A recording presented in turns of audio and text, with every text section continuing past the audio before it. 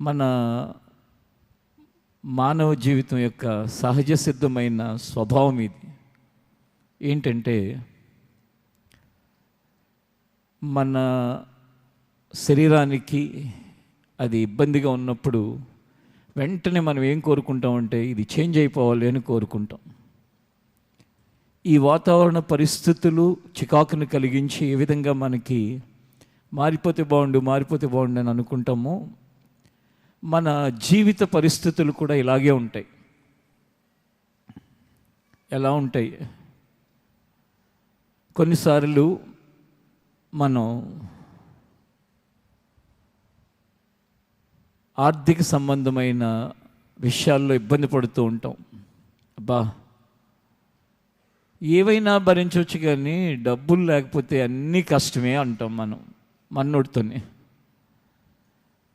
మరలా ఇక డబ్బుల విషయంలో అసలు మనకి ఏమీ అసలు చూసుకోవాల్సిన అవసరం లేకుండా ఉన్న సందర్భాల్లో ఈ ఊపిరాడకో లేకపోతే ఈ ముక్కులన్నీ మూసుకుపోయో ఇబ్బందిగా, ముక్కులు మూసుకుపోయినప్పుడే ఊపిరాడదు, ఇబ్బందిగా ఉందనుకోండి,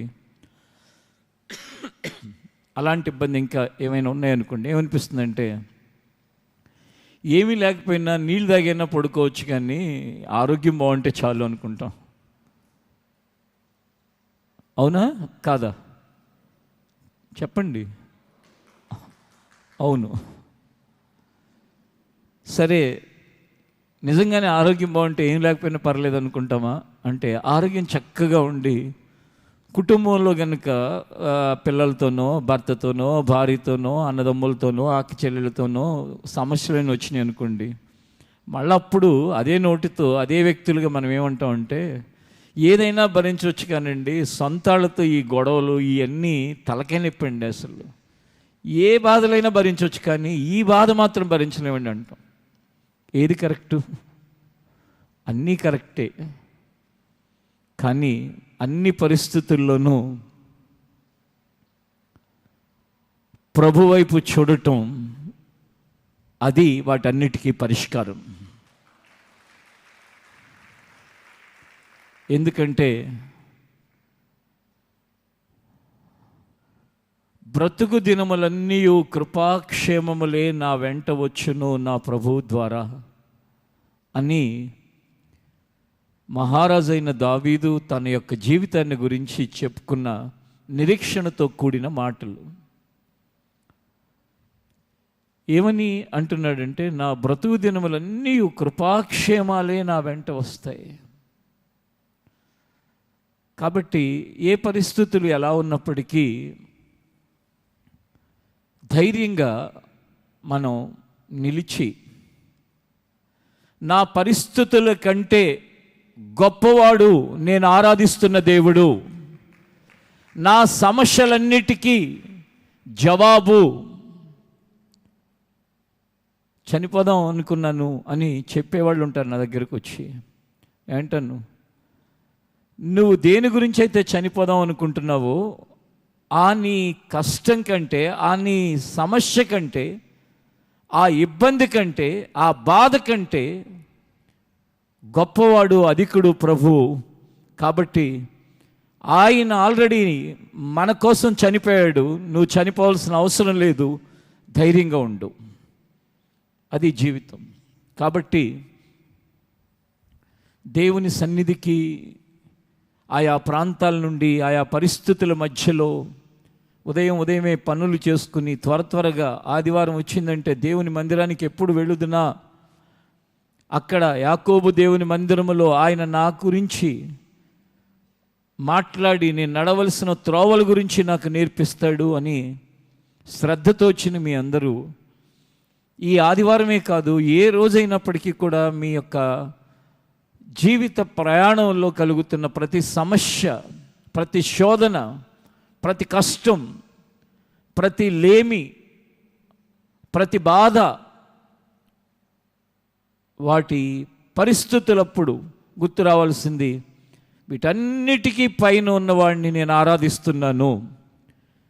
నాకంటే ఈ శ్రమలు, కష్టాలు, బాధలు అవి నాకంటే శక్తివంతమైనవిగా కనపడవచ్చు, కానీ వాటికంటే శక్తివంతమైన వాడు నా తండ్రి.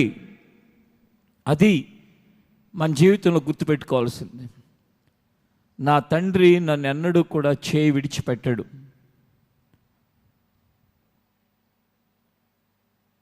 దావీదు కూడా చెప్తాడు కదా 37వ కీర్తనలో, తీయనక్కర్లేదు కానీ, నేను ఒకప్పుడు చిన్నవాడనై ఉన్నాను, ఇప్పుడు పెద్దవాడనై వృద్ధాప్యంలోకి వచ్చి ముసలివాడనై ఉన్నాను. ఈ జీవిత కాలం అంతటి అనుభవంలో చూడండి, చిన్నప్పుడు ఇప్పుడు నిండు వృద్ధాప్యం, ఇప్పటి వరకు దేవుడు ఆయన నమ్మిన వారిని నీతిమంతులుగా బ్రతకాలని ఆశ గల వాళ్ళని విడిచిపెట్టడం అనేది జరగలేదు. ఎలా చెప్తున్నాడు? తన బాల్యంలో చూశాడు, తన యవ్వనంలో చూశాడు, గొర్రెలు కాచుకుంటూ చూశాడు, గొలియాత్ దగ్గర యుద్ధం చేయడానికి వచ్చినప్పుడు చూశాడు, రాజు తరుముతున్నప్పుడు చూశాడు, కొడుకు తరుముతున్నప్పుడు చూశాడు, భార్య అవమానించినప్పుడు చూశాడు. ఒకరోజు యుద్ధంలో గెలిచి సంతోషంగా దేవుని దగ్గర నాట్యం ఆడుతున్నాడు దావీదు. నాట్యం ఎందుకు ఆడతారు? ఆనందంతో, కృతజ్ఞతతో ఆడుతూ ఉంటే సౌలు కూతురు ఒక ఆమెని చేశాడు. సౌలు గొలియాతును గెలిచినందుకు ఒక గుదిబండ లాంటి దాన్ని ఒకదాన్ని చేశాడు. అది బహుమానంలాగా ఇచ్చాడు, కానీ మెడకి ఒక గుదిబండ లాంటిది అనమాట. మీకాలు అది అంటే ఆమెను అంటున్నానని కాదు, ఆ సంఘటన. ఆమె దేవుని దగ్గర నాట్యం ఆడుతుంటే ఏమందంటే, ఈ హీనుడు నా చెలికత్తెలందరూ చూస్తూ ఉంటే వస్త్రం కూడా ఉందో లేదో చూసుకోకుండా గంతులేస్తున్నాడు అని అవమానకరంగా మాట్లాడింది. అప్పుడు దావీదు అంటాడు, నా దేవుడు నన్ను కాపాడినందుకు, నా దేవుడు నాకు తోడై ఉన్నందుకు ఆయన సన్నిధిలో నేను ఈ నాట్యం చేశాను, నేను చేయకుండా ఉండగలనా అంటాడు. అప్పుడు ఆ మాట ఎప్పుడైతే ఆమె హీనుడని, ఆ దేవుని చేత అభిషేకించిన వ్యక్తిని తక్కువగా మాట్లాడిందో, ఆమె జీవితకాలం అంతట్లో సంతానం లేకుండా ఆమె గర్భం మూసివేయబడింది. అంటే దావీదు ఎన్ని చూశాడు? సింహం వచ్చినప్పుడు దేవుడు ఎలా కాపాడాడో చూశాడు, ఎలుకబంటి వచ్చినప్పుడు ఎలా కాపాడాడో చూశాడు, గొలియాతుని జయించటానికి యుద్ధంలోకి వచ్చినప్పుడు దేవుడు ఎలా కాపాడాడో చూశాడు, సౌలు తరుముతున్నప్పుడు ఎలా కాపాడాడో చూశాడు. నిజంగా చెప్పాలంటే మనలో కొద్దిమందికి ఆ అనుభవం ఉంటుంది. ఏంటో తెలుసా? మరణం వెంట్రుక వాసంత దూరంలో ఉండిపోయింది దావీదుకి. ఎలాగో తెలుసా? ఒకరోజు నమ్మకంగా మాట్లాడదామని పిలిపించి దావీదుని సౌలు మాట్లాడుతూ ఉండగా ఈటి తీసి ఇట్లా ఇసిరేశాడు. జస్ట్ ప్రక్క తప్పుకునేసరికి అది వెళ్ళి గోడకు తగిలింది. అంటే కొంచెంలో ఏమైపోయింది? దేవుని చేత మరణము తప్పించబడింది.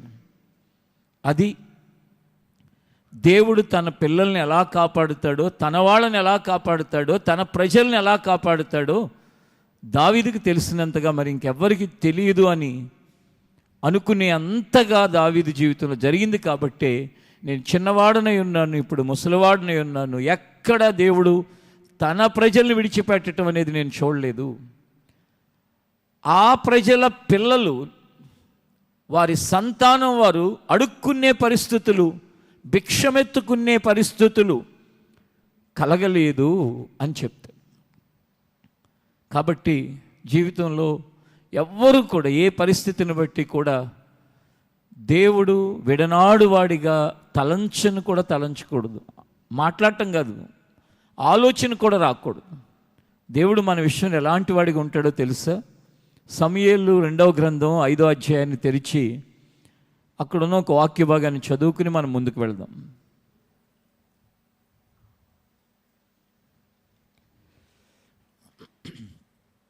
సమూయేలు 2వ గ్రంథం 5వ అధ్యాయం 10వ వచనం. దావీదు అంతకంతకు వర్ధిల్లెను. దావీదు అంతకంతకు వర్ధిల్లెను. సైన్యములకు అధిపతియగు యెహోవా, సైన్యములకు అధిపతియగు యెహోవా అతనికి తోడుగా ఉండెను. అతనికి తోడుగా ఉండెను. దావీదు ఏమయ్యాడు? అంతకంతకి వర్ధిల్లాడు. ఒకసారి చెప్పండి, దావీదు ఏమయ్యాడు? అంతకంతకు వర్ధిల్లాడు. నువ్వేమవుతున్నావు? నువ్వేం కోరుకుంటున్నావు? వర్ధిల్లాలని అందరూ కోరుకుంటారు, కానీ అనేక సార్లు కోరుకున్న దానికి వేరుగా జీవితం వెళ్ళిపోయే విధంగా మనం అవకాశాలు ఇస్తాం. దావీదు అంతకంతకు వర్ధిల్లెను. ఎందుకయ్యా అంటే దేవుడు అతనికి తోడుగా ఉన్నాడు కాబట్టి. నువ్వు చదువుకుంటున్న ఒక యవనుడుగా, యవనస్తురాలుగా ఉన్నావు. ఇంతకాలం నా స్టడీస్లో దేవుడు తోడుగా ఉన్నాడు, నేను పర్ఫామ్ చేశాను బెటర్గా, వర్ధిల్లాను, బ్లెస్ చేయబడ్డాను. ఇంకా అంతకంతకు నేను వర్ధిల్లాలి. నా ఉద్యోగంలో ఇప్పటి వరకు ఇలా ఉన్నాను, అంతకంతకు అంటే ఇప్పుడు ఉన్న స్థితి కంటే మరింతగా నేను బ్లెస్ చేయబడాలి, వర్ధిల్లాలి. నా చేతి పని బ్లెస్ చేయబడాలి, నా బిజినెస్ బ్లెస్ చేయబడాలి, నా స్పిరిచువల్ లైఫ్ బ్లెస్ చేయబడాలి, నా ఫ్యామిలీ లైఫ్ అది బ్లెస్ చేయబడాలి, నా హ్యూమన్ రిలేషన్, నా మానవ సంబంధాలు, కుటుంబ సంబంధాలు అవి ఆశీర్వదించబడాలి. ఇది సహజ సిద్ధంగానే, అంటే జనరల్గానే, న్యాచురల్గా మనుషులందరికీ ఉంటుంది. కానీ అలా జరగటానికి మన జీవితంలో మనం తగినట్లుగా ముందుకు వెళ్ళాల్సిన అవసరం కూడా ఉంది. మీరందరూ గుర్తుపెట్టుకోండి, దేవుడు ప్రతి వ్యక్తిని అంతకంతకు వర్ధిల్ల చేయాలని కోరుకుంటాడు.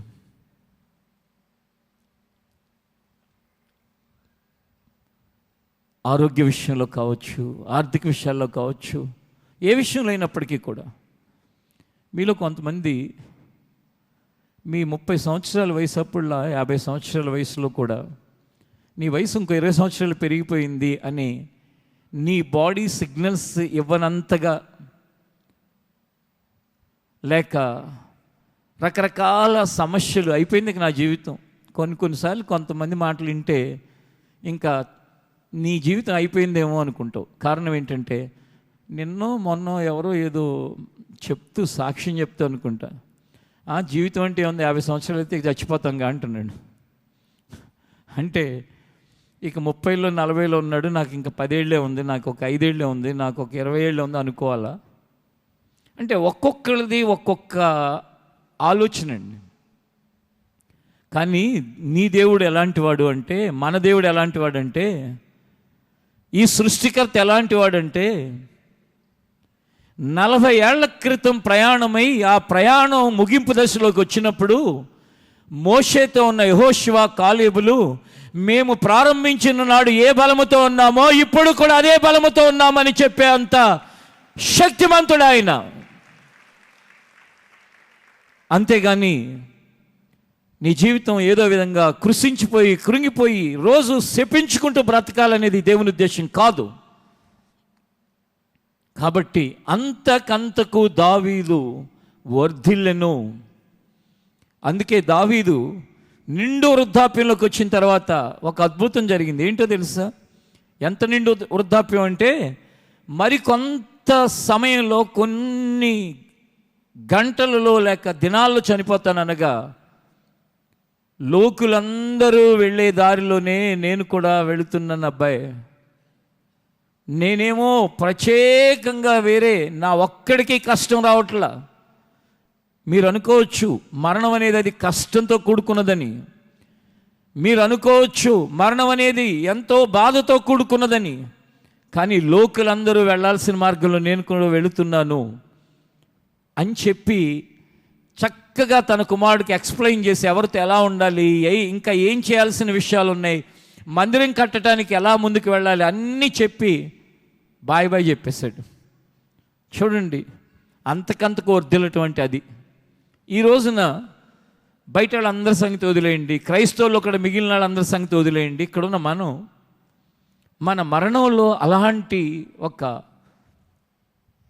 నిరీక్షణతో కూడిన మాటలు మన నోట ఉంటాయా? ఎవరైతే ఉంటాయని చెప్పగలరో వాళ్ళని నేను అనగలను. ఏమనంటే ధన్యులు అని అనగలను. వారెవరు? ధన్యులు. ఈ మధ్యకాలంలో ఒక తల్లి ప్రభు పిలుపు అందుకుని వెళ్ళిపోయారు. ఆ అమ్మకి యజమాని ఒక ఆయన ఉంటారు కదా, ఆయన్ని ఓదారుద్దామని చెప్పి ఆయనతో మాట్లాడితే, నేనన్నా కొంచెం బాధగా ఉన్నానేమో, అయ్యో ఈ అంకుల్కి నెక్స్ట్ ప్రతిరోజు ఎవరు ఆ ఫుడ్ ఇవన్నీ ఎవరు ప్రిపేర్ చేస్తారని. ఆయన ఏమీ ఆందోళన లేకుండా ప్రభు చిత్తమే ఆయన పిలుచుకున్నాడు, వెళ్ళిపోయింది అని చెప్పేసి చాలా ధైర్యంగా ఉంది. నిరీక్షణ కలిగిన ప్రజలంటే అలా ఉండాలి. మనం వెళుతున్నా, మన వాళ్ళు వెళ్ళినా మన జీవితంలో ఉండాల్సింది ఏంటంటే, ఏదో ఒక రోజు నేను వెళ్ళవలసిన వాడినే, వెళ్ళవలసిన దాన్ని అని చివరి వరకు కూడా మన యొక్క ఆలోచన విధానం, మన యొక్క ఆరోగ్యం, మన పరిస్థితులు ఎలా ఉండాలంటే అంతకంతకు వర్ధిల్లి. నువ్వు మధ్య వయసులో ఉన్నప్పుడు నీ విశ్వాసం ఒకటైతే, ఇంకొక 20 సంవత్సరాలు అయ్యేసరికి నీ విశ్వాసం ఏది జరిగినా చెక్కు చెదరనిదిగా ఉండాలి. అది దేవుడు కోరుకుంటుంది. దాన్ని దావీదు అంతకంతకు వర్ధిల్లెను. వర్ధిల్లాల్సిన వాడిగా నువ్వున్నావు, వర్ధిల్లవలసిన దానిగా నీవు ఉన్నావు. దావీదుని దేవుడు అంతకంతకు ఎలా వర్ధిల్ల చేశాడో నిన్ను, నన్ను, మనందరినీ కూడా అలా వర్ధిల్ల చేయాలనే ప్రణాళికతో ఆయన ఉన్నాడు. ఆ ప్రణాళిక నెరవేరాలంటే దావీదు జీవితంలో ఉన్న కొన్ని విషయాల్ని మనం గనక ధ్యానించుకుంటే, మనం కూడా అలా బ్రతకటానికి మనకొక ప్రోత్సాహం కలుగుతుంది, ఒక ఎంకరేజ్మెంట్ అనేది మన జీవితంలో వస్తుంది. దావీదు అంతకంతకు ఎందుకు వర్ధిల్లాడో తెలుసా? దావీదు తన తండ్రి అయిన యెష్షయి ఎంట పుట్టి పెరుగుతూ ఉండగా అతని మనసు ఎలాంటిదంటే, కుట్రలు, కుతంత్రాలు, స్వార్థము, దురాశ, మోసకరమైనది కాదు. దానికి మనకి బైబిల్లో సమూయేలు మొదటి గ్రంథం 13వ అధ్యాయం 14వ వచనంలో మనం ఒకసారి చదువుకుని మనము, మన పిల్లలు, మన కుటుంబాలలో ఉన్నవారు అలాగును బ్రతకటానికి సిద్ధపడదాం. సమూయేలు మొదటి గ్రంథం 13వ అధ్యాయం 14వ వచనం. యెహోవా తన చిత్తానుసారమైన మనస్సు గల ఒకని కనుగొని యెహోవా తన చిత్తానుసారమైన మనస్సు గల ఒకరిని కనుగొని ఉన్నాడు. చాలు. దావీదుని గురించి దేవుడు ఏమంటున్నాడో తెలుసా? ఆయన ప్రవక్త ద్వారా చెప్పేస్తున్నాడు. దేవుడు తన చిత్తానుసారమైన మనస్సు గల ఒకరిని చూశాడు, కనుగొని ఉన్నాడు. అంటే ఏంటంటే చూస్తున్నాడు, కనిపెట్టాడు, పాయింట్అవుట్ చేశాడు, ఇదిగో పలానా చోటు ఉన్నాడని. ప్రియ సహోదరి, సహోదరుడా, ప్రియమైన చిన్నపిల్లలారా, యవనస్తులారా, ఆయన చిత్తానుసారమైన మనసు కలవాడిగా జీవితాన్ని లీడ్ చేయి. జీవితం ఎంత అద్భుతంగా ఉంటుందో తెలుసా? ఈ లోకంలో ఉన్న రకరకాలైన రీల్స్, లేక రకరకాలైన సినిమాలు, రకరకాలైన వీడియోలు, రకరకాలైన వ్యక్తులు ఒక మోసకరమైన లక్షణాలని ప్రేరేపించేవాళ్ళగా కనపడుతూ ఉంటారు. దానిలో నుంచి ఆ దరిద్రాన్ని తీసుకోకుండా ఈ గ్రంథంలో నుండి దైవ చిత్తానుసారమైన మనస్సు గల ప్రజలుగా మనం గ్రోఅప్ అయితే, దైవ చిత్తానుసారమైన మనస్సు గల వాళ్ళు అంటే ఏంటో తెలుసా? ఆయన మనస్సు ఆయన ఆజ్ఞలలో వెల్లడిపరచబడింది. నిన్ను వల్ల నీ పొరుగువాడిని ప్రేమించు, ఆయన ఆజ్ఞలలో వెల్లడిపరచబడింది. పొరుగువాడిది ఏది ఆశించకు, దొంగిలకు, నరహత్య చేయకు, వ్యభిచరించకు, అబద్ధాలు చెప్పకు. ఇలా తన మనస్సు తన ఆజ్ఞల ద్వారా వెల్లడిపరిచాడు. ఆయన మనస్సు గల ప్రజలుగా మన జీవితంలో బ్రతకటానికి మన అడుగులు బాల్యం నుండి వేస్తే చాలా సందర్భాల్లో ఇప్పుడు లోకంలో ఎలా ఉందంటే, దేవుని మనసు గలాన్ని ఊరిని మోసం చేసేయచ్చు అనుకుంటారు. అది నీ భ్రమ. మోసం చేస్తూ ఉంటే ఆ దేవుడు చూస్తే ఊరుకోడు. నువ్వు ఎంత లోకజ్ఞానం గలవాడివైనా, ఎంత కుట్రలు కుతంత్రాలు గలవాడివైనా, దేవుని ప్రజలైనా దేవుని మనసు గలాన్ని మోసం చేయటం నీ వల్ల కానే కాదు. తాత్కాలికంగా నువ్వేదో చేశాను అనుకోవచ్చేమో, కానీ చూడండి, దావీదుని దేవుడిగా రాజుగా చేసిన తర్వాత సౌలు ఆ సింహాసనాన్ని వదిలిపెట్టకుండా ఏమనుకున్నాడంటే, వీడో పిచ్చివాడు, ఎరుబాగులాడు, వీడేదో ఆ ఒడిశాలో ఒక రాయి పెట్టి ఇసిరేస్తే ఆ గొలియాత్ గాడికి తగిలే చచ్చిపోయాడు, కానీ వీడికేం తెలిసొచ్చు? యుద్ధం ఏమన్నా చేయటం వచ్చా? యుద్ధాయుధాలు ఏమైనా వాడటం వచ్చా పాడా? వీడికేం తెలుసు? నేను సింహాసనాన్ని వదలకపోయినా వీడేం చేయలేడు అని అనుకున్నాడు. కానీ దావీదు పిచ్చోడు కాదు. దావీదు అర్థం కాని వాళ్ళు పిచ్చవాళ్ళు. దావీదు పక్షంగా దేవుడు ఉన్నాడు. అందుకే దావీదుని సింహాసనం మీద కూర్చోబెట్టడానికి సౌలుని అతని కుమారుడిని ఒకే రోజు యుద్ధంలో వారి యొక్క జీవితం ముగించబడింది. దావీదు దగ్గరకు వచ్చి ప్రజలందరూ ఏమన్నారో తెలుసా? అయ్యా, దేవుడు మమ్మల్ని ఫిలిష్తీయుల చేతిలోంచి రక్షించడానికి వాడుకున్నాడు, మాకు ఇప్పుడు ఎవరున్నారు? నిన్నటి వరకు అంటే ఆ సౌలు నేనే రాజునని అక్కడ కూర్చున్నాడు, కానీ దేవుడు నిన్ను అభిషేకించాడు, నువ్వు రాజుగా ఉండాలని చెప్పి వాళ్ళందరూ వచ్చి పట్టాభిషేకం చేసినట్లుగా బైబిల్ మనం చూస్తాం. ప్రియమైన వారులారా, దేవుడు తోడుగా ఉంటే, దేవుడు మనస్సు గలవాళ్ళుగా మనం బ్రతికితే, నీకేం తెలిసినా ఏం తెలియకపోయినా, ఎవరున్నా ఎవరు లేకపోయినా, నిన్ను చూసిన వాళ్ళు ఆశ్చర్యపోయే విధంగా నీ పరిస్థితులన్నిటిలో ఆయన తోడుగా ఉండి నడిపిస్తాడు. అదే వాక్యం చదువుకున్నాం, దావీదుని దేవుడు అంతకంతకు వర్ధిల్లజేసును అని.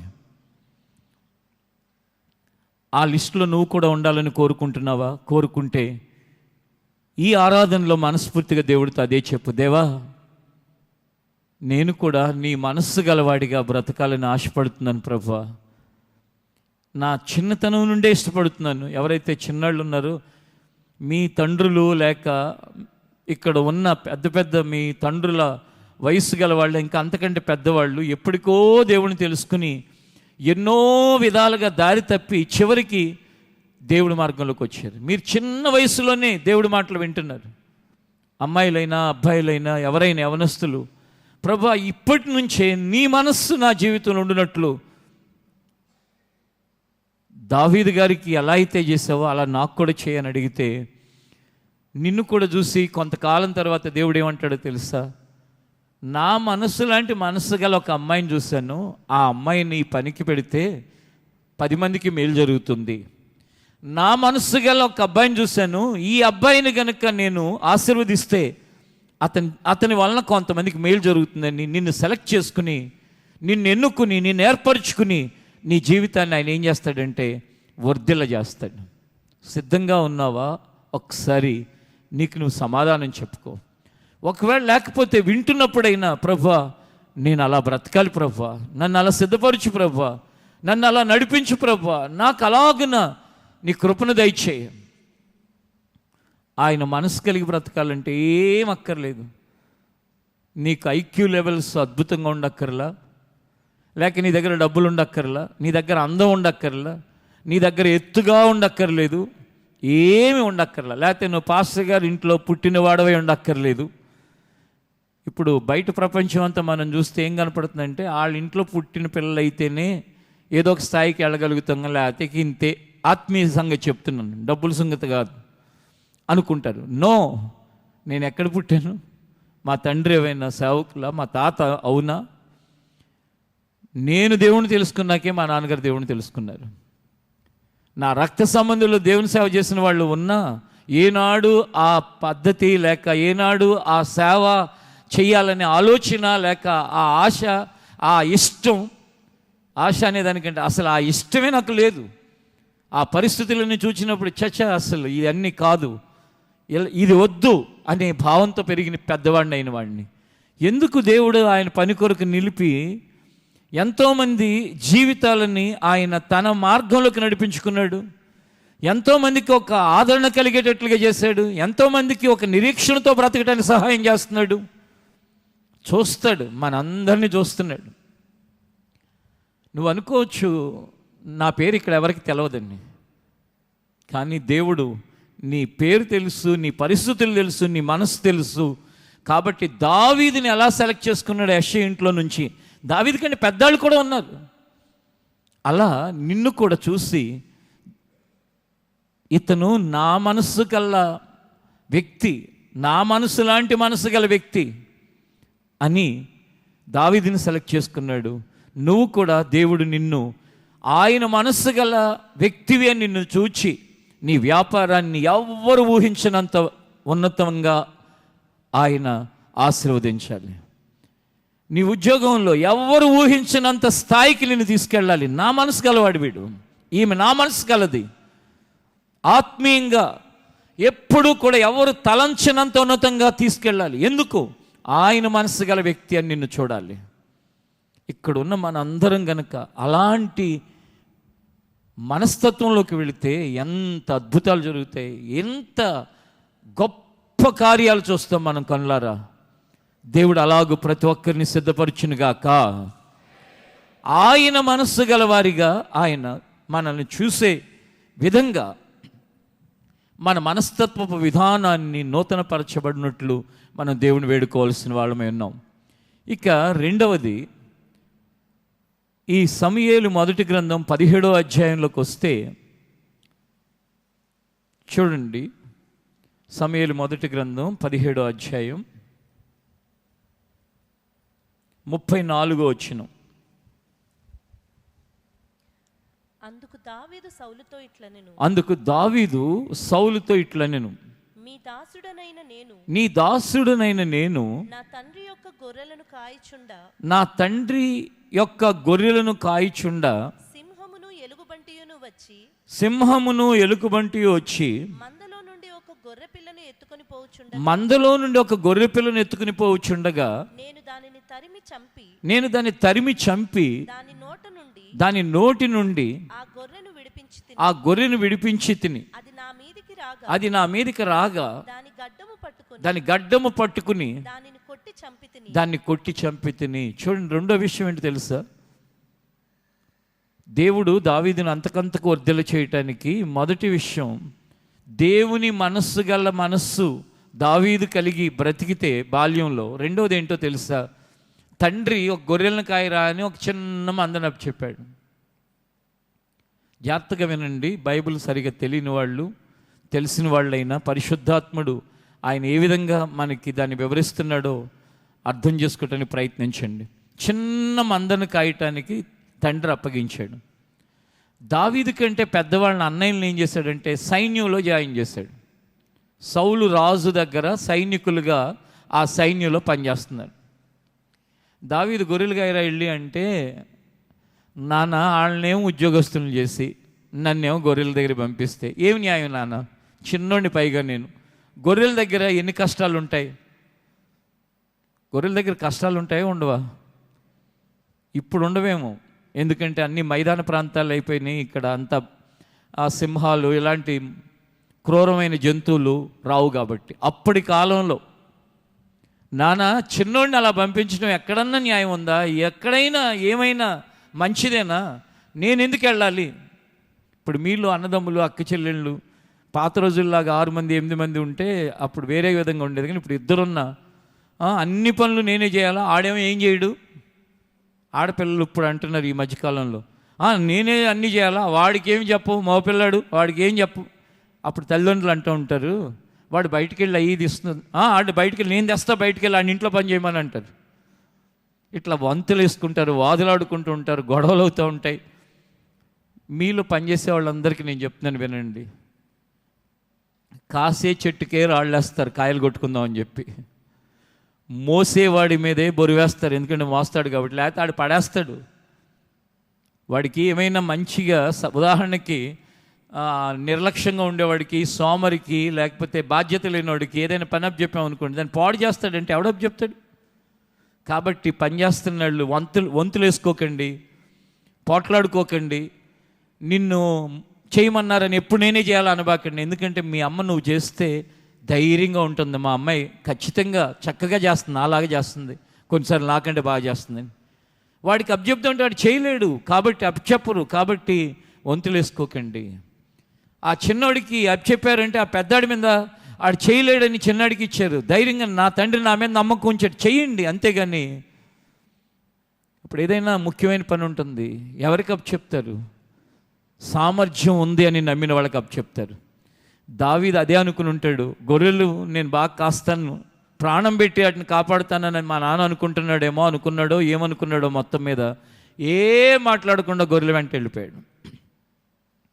వెళ్ళిపోవటమే కాదు, ఫస్ట్ పాయింట్ ఈ రెండో భాగంలో మొదటి పాయింట్ అనమాట. మొదటి భాగం ఏంటంటే దేవుని మనసు లాంటి మనసు కలిగి ఉన్నాడు. ఈ రెండో భాగం ఏంటంటే తండ్రి పంపిస్తే ఏమాత్రం ఎదురు చెప్పకుండా గొర్రెల వెంట వెళ్ళిపోయాడు. ఒకసారి ఆలోచించండి, సైన్యంలో పనిచేస్తే యుద్ధం వస్తే అక్కడ యుద్ధంలో ఉండాలి, లేకపోతే చక్కగా అన్నీ పెట్టి పడుకోబెడతారు. అప్పుడప్పుడు డ్రిల్ చేపిస్తారేమో, మిలిటరీలో ఉన్న వాళ్ళకి తెలుసు కదా, చక్కగా. ఇంకా ఆ మాట మీలో ఎవరైనా మిలిటరీ నుండి వచ్చిన వాళ్ళకి బాధేస్తుందేమో కానీ, బాటిల్స్ కూడా ఇచ్చి బాగా తాగండి, తాగుడు అలవాటు చేసుకుని బయటికి వెళ్ళినాక బాగా భార్యలను కొట్టండి, మెంటల్ అలాగా ప్రవర్తించండి అనో, మరి ఏమో ఎందుకో కానీ చలి ప్రదేశాలని ఇలా చెప్తారు కొంతమంది. చలి కాని ప్రదేశాల్లో కూడా ఇస్తారు. వారానికి కోటా ఉంటుందంట, ఆ కోటా తీసుకుని చక్కగా తాగేస్తూ ఉంటారు. మీలో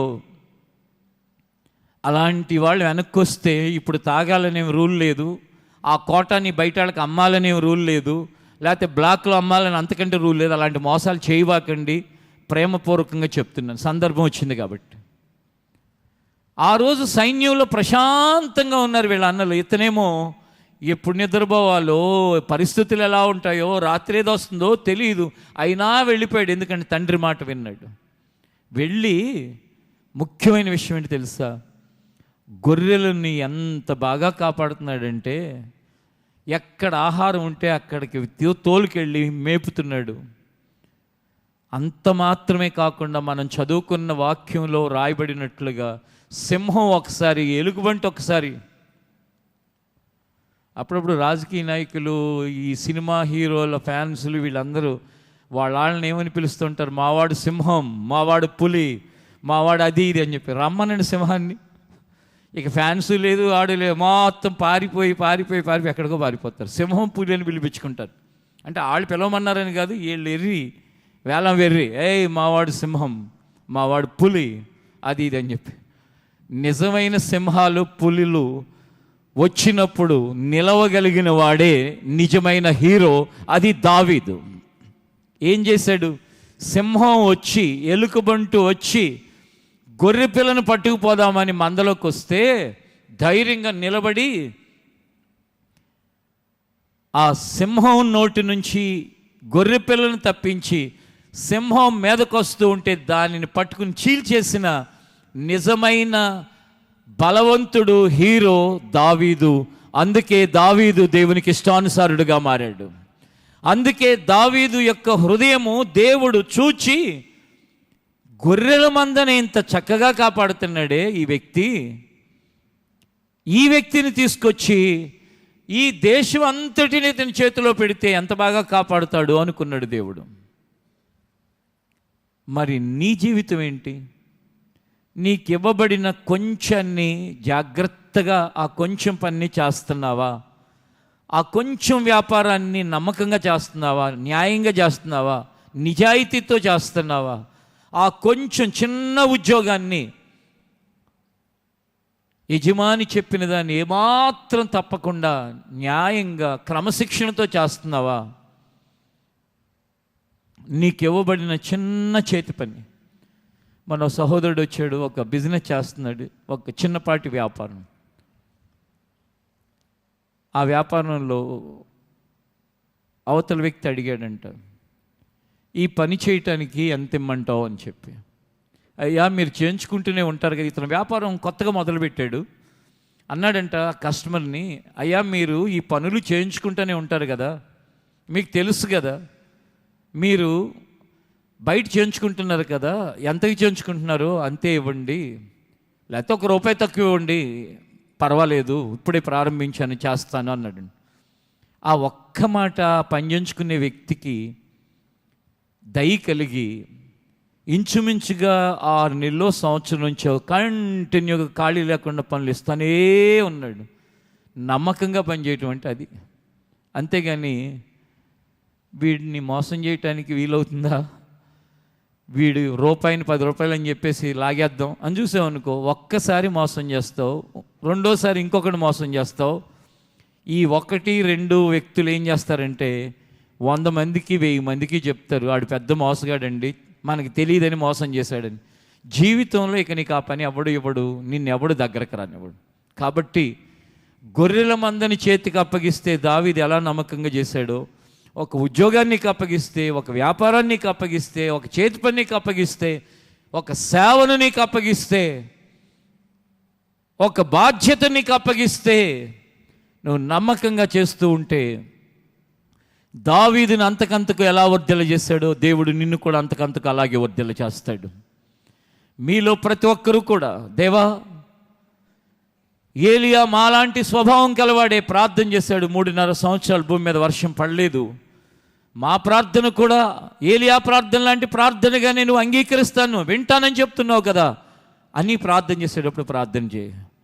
నీ భవిష్యత్తు కొరకు ప్రార్థన చేసుకునేటప్పుడు దావీదుని అంతకంతకు వర్ధల చేసావు కదా ప్రభువా, నన్ను కూడా అంతకంతకు వర్ధల చేయాలనేదే నీ ప్రణాళికని మన వాక్యం ద్వారా మాట్లాడాము. మొన్న ఆదివారం నాడు నేను కూడా దావీదు ఎలా నీలాంటి మనసు కలవాడిగా బ్రతికాడు, నేను కూడా బ్రతకటానికి సిద్ధపడుతున్నాను, నేర్చుకుంటాను, బ్రతుకుతాను, నడుస్తాను. అలాగే నువ్వు ఏది అప్పగించినా ప్రాణం పెట్టి ఆ గొర్రెల మందను కాపాడి శబాష్ అని ఎలా అనిపించుకున్నాడో దావీదు. నాకు నువ్వు ఏది అప్పగించినా ఈ భూమి మీద మనందరికీ రకరకాల పనులు, బాధ్యతలు, వ్యవహారాలు దేవుడు అప్పగించాడు. అప్పగించిన ప్రతి చోట నేను నమ్మకంగా గొర్రెల చిన్న మందని ఎలా కాపాడాడో దావీదు, నేను కూడా అలా కాపాడుతాను ప్రభువా, నాకు ఇచ్చిన పనిని, ఆ వ్యాపారాన్ని, నా యొక్క ప్రతిదాన్ని కాపాడుతానని చెప్తే, నీకు ఓ చిన్న కుటుంబాన్ని ఇస్తే వాళ్ళ మనసు చెదిరిపోకుండా వాళ్ళని ప్రోత్సాహపరుచుకుంటా, ఏం బాధపడకండి పిల్లలకి, ఈరోజు మనం కొంచెం స్థితిలో ఉన్నాం, దేవుడు మన వర్ధల చేస్తాడు, దావీదుని ఎలా వర్ధల చేస్తాడు అలా వర్ధల చేస్తాడు, బాధపడకండి, భయపడకండి, లేక వాళ్ళతో వీళ్ళతో పోల్చుకుని మీరేం కృంగిపోకండి అని నీకు ఇవ్వబడిన కుటుంబాన్ని ఎంకరేజ్ చేసుకుంటూ నమ్మకంగా ఆ కుటుంబాన్ని ముందుకు తీసుకెళ్ళాలండి. అంతేగాని వాళ్ళు కొంచెం బాధపడితే నువ్వు సాయంత్రం వచ్చి కర్మ మన వరే మీ తాత నాకేమి ఇవ్వలేదురా, మన కర్మ, వాళ్ళకైతే అన్నీ ఇచ్చారు అని చెప్పేసి ఆడితో ఈడితో పోల్చి ఇంట్లో రోజు పిల్లల మైండ్లో గనక నువ్వు విషయాన్ని నింపావనుకో, వాళ్ళు ఏం చేస్తారు, రోజు అందరితోనూ పోల్చుకుని తిట్టుకుంటా శపించుకుంటా బ్రతుకుతారు.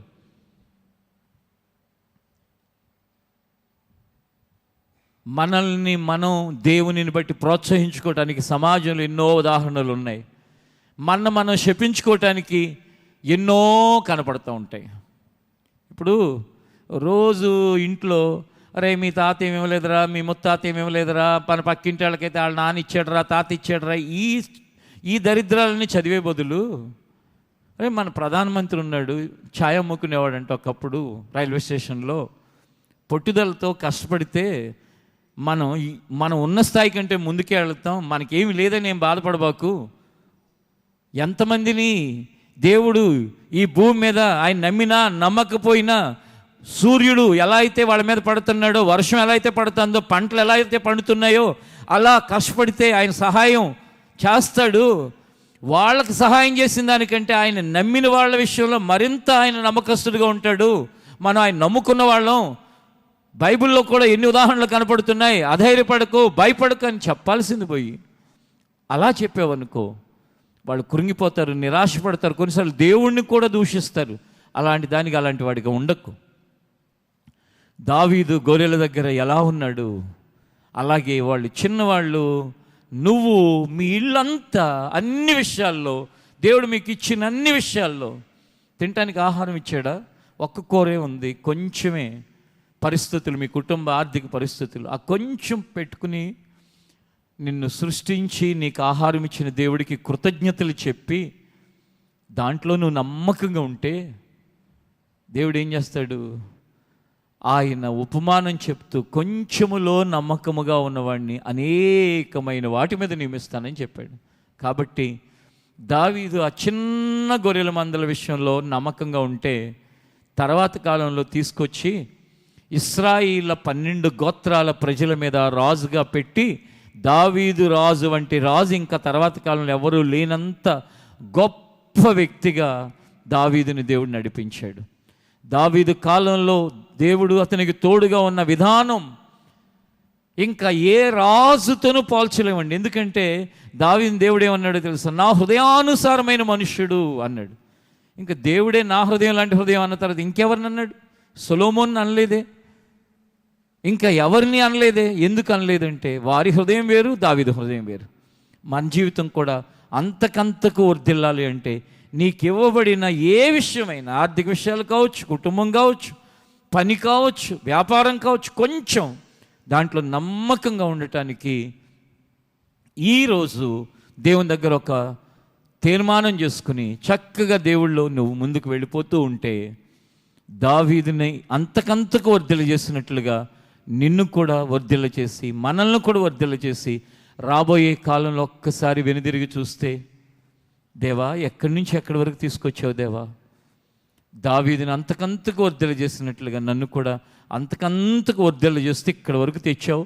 నేను ఇక్కడితో తృప్తిపడి ఇంకా దేవుడు ఇంకేం చేయక్కర్లేదు అనుకోవట్లేదు. నా జీవితంలో ఇంకా ఆఖరి శ్వాస వరకు ఎలాగున నా పితరులను నేను వర్ధిల్ల చేసుకుంటూ వెళ్ళావో అలా వర్ధిల్ల చెయ్యి అని దేవుడితో చెప్పే వ్యక్తులుగా ప్రతి ఒక్కరిని సిద్ధపరుస్తాడు. కాబట్టి గత వారంలో జరిగిన మెన్స్ మీటింగ్లో అనేకులు పాల్పంపులు పొందినప్పుడు దేవుడు మాట్లాడి వారిలో ప్రతి వ్యక్తి యొక్క జీవితాన్ని గురించి, ఎలా వీళ్ళు ఇప్పుడున్న స్థితి నుండి ముందుకు వెళ్ళాలి, కుటుంబ పరిస్థితులు ఇప్పుడున్న దానికంటే శ్రేష్టమైనవి ఎలా ముందుకు సాగాలి, వాళ్ళ డేటా అంతా తీసుకోవటం జరిగింది.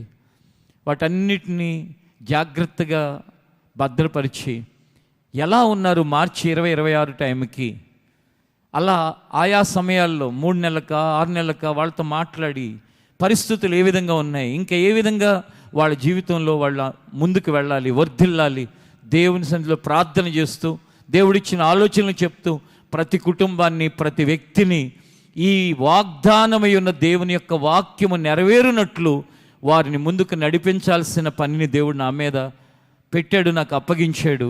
మీ అందరి జీవితాల్లో కూడా ఈరోజు దేవుడు మనతో చెప్పిన మాట అంతకంతకు దావీదు వర్ధిల్లినట్లుగా ఇక్కడున్న ప్రతి పురుషుడు, ప్రతి స్త్రీ అంతకంతకు వర్ధిల్లి ఈ వాగ్దాన నెరవేర్పు రాబోయే కాలంలో చూచే వ్యక్తులుగా ఆయన మన సిద్ధపరచాలి. ఆయన ఎందుకు వచ్చాడు ఈ లోకానికి? తండ్రి వాగ్దానాలు మనుషుల జీవితంలో నెరవేర్చడానికి వచ్చాడు. తండ్రి వాగ్దానమును ప్రజలు విశ్వసించి ఆ మార్గంలో నడిచేటట్లుగా చేయటానికి యేసయ్య 2000 సంవత్సరాల క్రితం వచ్చాడు. ఆ వచ్చిన కారణమును బట్టి ఆ వాగ్దాన నెరవేర్పు మన అందరి జీవితాల్లోనూ నెరవేరి జరిగి దేవునికి మహిమకరమైన వ్యక్తులుగా మన జీవితంలో మనం ముందుకు వెళదాం. అటు భాగ్యాన్ని ప్రభు మనకు దయచేయునుగాక. ప్రార్థన చేసుకుందాం. లేచి నిలబడండి.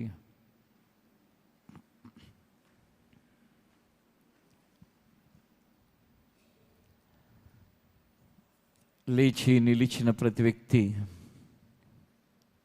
దేవా ఇదిగో ప్రార్థనా సమయంలో నేను లేచి నిలిచి ఉన్నాను. ఇప్పటి వరకు నువ్వు నాతో మాట్లాడిన సమయంలో ఏదైతే నన్ను ఎంకరేజ్ చేస్తున్నదో ఆ మాట నా జీవితంలో జరుగునట్లు సహాయం చేయి.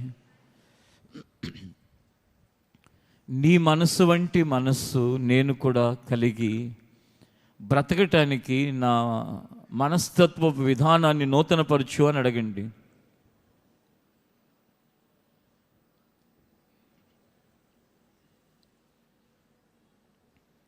భిన్న వాక్య ప్రకారం ప్రార్థన చేయటం ప్రతి ఒక్కరి జీవితంలో జరగాలి. మీ ప్రార్థన నాకు వినపడాలి.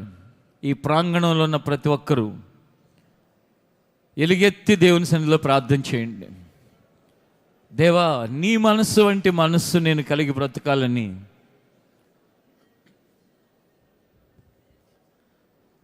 నీ వాక్యం వింటుంటే నాకు ఆశ కలుగుతుంది. నన్ను అలాగూ తీర్చిదిద్దు, సిద్ధపరచు ప్రభువా. మన సహోదరులు అప్పుడప్పుడు పాడుతూ ఉంటారు, నీలాంటి విశ్వాసం, నీలాంటి ప్రేమ, నీలాంటి కరుణ, నీలాంటి దయ, నీలాంటి త్యాగం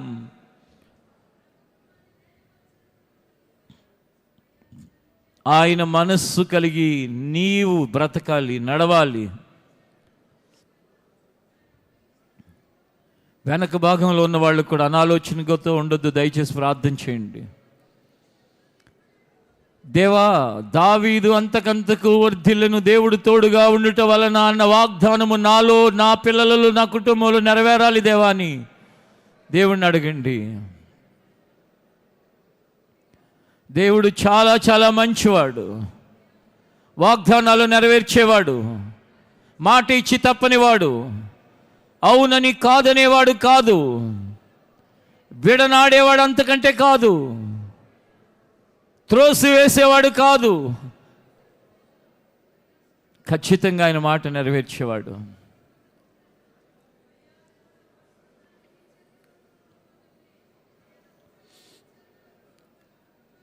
ఆమేన్. పరిశుద్ధుడా, చేసిన ప్రతి ప్రార్థన మనవులు వింటున్నవాడా, ఇంకనూ తెలిసి తెలియక అనాలోచనతో ఉన్న వారిని కూడా క్షమించి ఈ ప్రార్థనలో వారు ఏకీభించడానికి దయ చూపించిన ఆయన, నీవు ఈరోజు మాతో ఒక మాట చెప్పావు, దావీదు అంతకంతకు వర్ధిల్లును, యెహోవా అతనికి తోడుగా ఉండెను అని చెప్పి. అవునయ్యా, ఇక్కడ ఉన్న వారందరూ అంతకంతకు వర్ధిల్లాలనేదే నీ ప్రణాళిక నాయనా. ఇక్కడ ఉన్నవారే కాదు, ఎక్కడుండి వింటున్నవారైనా, నిన్ను నిజంగా నమ్మిన వారందరూ ప్రపంచ నలుమూలలా అంతకంతకు వర్ధిల్లాలనేది నీ ఉద్దేశం నాయన. ఆ ఉద్దేశమును నెరవేర్చడానికి కావలసిన ఆ కృపను దయచేయండి నాయన, ఆ భాగ్యాన్ని ఇవ్వు నాయన. ఎలాగున వర్ధిల్లుతారు, ఏ విధంగా అంతకంతకు వర్ధిల్లే విధంగా నడిపిస్తావో మేము నీ గ్రంథంలో చూస్తే, మొదటి విషయం దావీదు నీ మనసు లాంటి మనసు కలిగి బ్రతకటానికి సిద్ధపడినవాడు నాయన. బాల్యము నుండి నా దేవుని మనస్సు కలిగి నేను జీవించాలనే శ్రద్ధతో ఉన్నాడు. మాలో ప్రతి ఒక్కరిని ఆ మొదటి విషయం మాలో కూడా ఉండటానికి సహాయం చేయను ఆయన. రెండవది, దావీదు తనకివ్వబడిన చిన్న పనిని నాయన నమ్మకంగా చేశాడు. చిన్న గొర్రెల పందని ప్రాణం పెట్టి కాపాడాడు ప్రభువా. అలాంటి మనసు మాకు దయచేయి నాయన. ఆ చిన్న పనిలో నమ్మకంగా ఉండే వ్యక్తులుగా మమ్మల్ని ఉంచయ్యా. ఇంకా దావీదులో ఉన్న వాటిని రాబోయే వారంలో మేము ధ్యానించుకోబోతూ ఉండగా, నీ చిత్తమైతే వాటిని కూడా మా జీవితంలో ప్రభువా మేము కలిగి బ్రతుకుటకు ప్రతి ఒక్కరిని సిద్ధపరచిన ఆయన. ఈ దినం 2 విషయాలు మాతో మాట్లాడావు. ఈ 2 మాలో నిశ్చయముగా ఉండటానికి సహాయం చేయి. ఎవరిలోని 2 ఉండకూడదు నాయన. ఖచ్చితంగా ఈ 2 విషయాలు ప్రతి ఒక్కరిలోనూ ఉండాలి తండ్రి. ప్రతి పనిని, ప్రతి బాధ్యతని, ప్రతి విషయాన్ని నమ్మకంగా చేయడానికి సహాయం చేయండి. ఎంత నమ్మకం అంటే ప్రాణం పెట్టి అంత నమ్మకంగా ఉన్నాడు నాయన. తద్వారా ఇంకా దావీదులో ఏ విషయాలు ఉన్నాయో వాటిని నేర్చుకుని అంతకంతకు వర్ధిల్లి, ఎవరు వీళ్ళు అంటే దావీదుని వర్ధిల్ల చేసిన దేవుణ్ణి నమ్మి వర్ధిల్లిన ప్రజలు, వర్ధిల్లిన జనాంగము, వర్ధిల్లిన గుంపు, వర్ధిల్లిన కుటుంబాలు అని మా గురించి చెప్పబడినట్లు ప్రతి వ్యక్తిని తీర్చిదిద్దండి. నీ వాక్యము వాగ్దానమై నెరవేర్చండి. మరి ఒక వారం అంతా కాపాడు నాయన. రాబోయే వారంలో జరిగి గుడ్ ఫ్రైడే ఆరాధనలో సహాయం చేయండి. ప్రత్యేకమైన రీతిలో నాయన 2026 మాలో ప్రతి వారికి సహాయం చేయండి. నిశ్చయముగా దావీదుని అంతకంతకు వర్ధిల్ల చేసినట్లు ప్రతి వ్యక్తిని అంతకంతకు వర్ధిల్ల చేసి నీ మహిమను కనపరచమని, ప్రతి వారిని ఆసక్తితో నీ సన్నిధిలో నిలిచే ప్రజలుగా ఉంచమని ప్రభువా, వెళుతున్న మార్గాల్లో తోడుగా ఉండండి, వారం అంతా కాపాడండి. ప్రయాణాల్లో కానీ, చేతి పనుల్లో కానీ, వ్యవసాయంలో కానీ, ఉద్యోగంలో, వ్యాపారంలో కానీ, సేవలో కానీ, ఏ పనిలో అయినా నువ్వు తోడుగా ఉండమని యేసు నామములో అడుగుచున్నాం తండ్రి, ఆమేన్. అందరం కలిసి ఇంకొక ప్రార్థన రిక్వెస్ట్ గురించి దేవుణ్ణి ప్రార్థన చేద్దాం. అదేంటంటే, గత వారంలో చేసినట్లుగానే మిడిల్ ఈస్ట్లో అనగా ఇరాన్ పైన జరుగుతున్న యుద్ధం దేవుడు ఆపునట్లుగా, వారు చేసే యుద్ధం ఆపేటట్లుగా, మొత్తం మీద ఆ ప్రాంతంలో ప్రశాంతత నెలకొని ప్రపంచ దేశాలకు ఇబ్బందులన్నీ తొలగినట్లుగా ప్రార్థన చేద్దాం. అందరూ శ్రద్ధతో ప్రార్థన చేయండి. యుద్ధం వలన జరుగుతున్న ఇబ్బందులన్నీ తొలగటానికి యుద్ధాన్ని ఆపునైనా, పరిస్థితులు మార్చు తండ్రి, మార్పు కలుగు చేయి. గత వారం వేడుకున్నాం, మరొక వారం వేడుకుంటున్నాం. ఆగే వరకు ప్రార్థిస్తూనే ఉంటాం. ఎలుగెత్తి ప్రార్థన చేయి. ప్రభువా, దేవా, తండ్రి సహాయం చేయని అడుగు.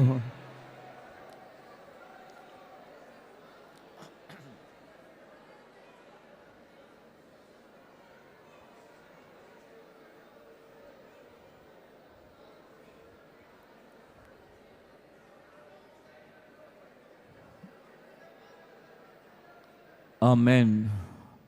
ప్రభా, యుద్ధం ఆగినట్లుగా నువ్వు కార్యం చేయి.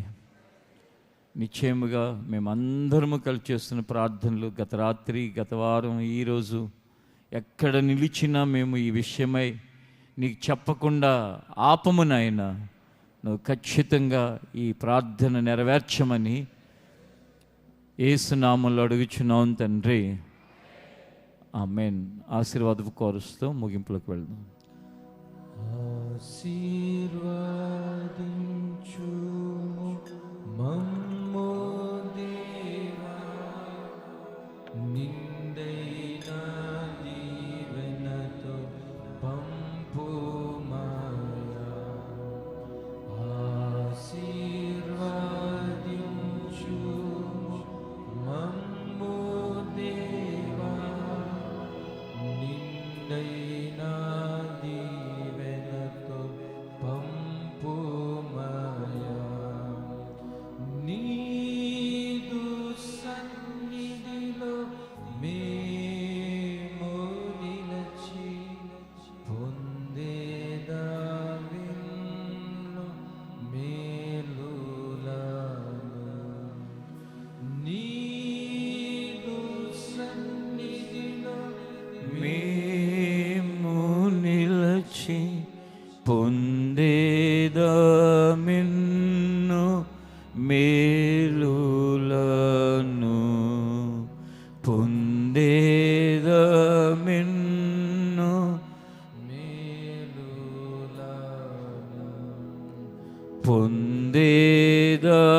పొందేదమిన్ను మేలులను.